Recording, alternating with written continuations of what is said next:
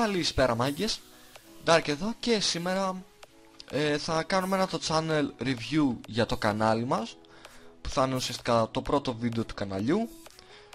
Ας αρχίσω λίγες λεπτομέρειες για μένα, ξέρω εγώ. Με λένε Νίκο, είμαι 16 χρονών έχει εντάξει φυλάκι. Ασχολούμαι με το YouTube ένα χρόνο, είχα και ένα παλιό κανάλι, αλλά εφόσον δεν είχε active και χίλιες δυο παπαρίες, να εκφραστώ λίγο πιο χαλάρα, το παράτησα και είπα να αρχίσω ένα καινούριο. Μπας και πάει καλύτερη δουλειά. Ασχολούμαι με το PC κάπου από το 2007, με τα games ουσιαστικά, όχι με το PC.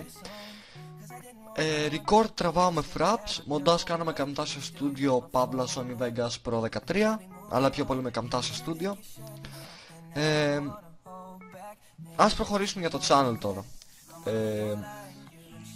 Ως main game στο channel θα έχουμε το Minecraft φυσικά, και Minecraft το έχει ένα survival.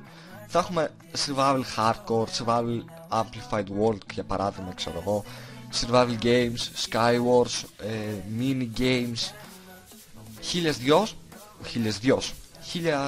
μαλακίες, ξέρω εγώ, τέλος πάντων. Ως second, ως δεύτερο παιχνίδι για το channel μέχρι να τελειώσει, ξέρω εγώ, θα είναι το Ori like αυτό εδώ πέρα. Ναι, αυτό εδώ πέρα το game.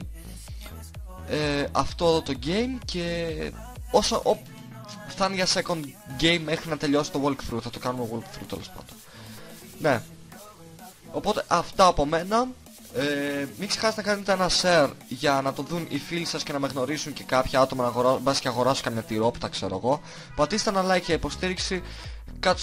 Κάτω στα σχόλια ένα comment για υποστήριξη πάλι. Αυτά από μένα. Μαζί σας ήταν ο Darky, το πρώτο βίντεο στο channel. Τα λέμε στο επόμενο επεισόδιο. Bye.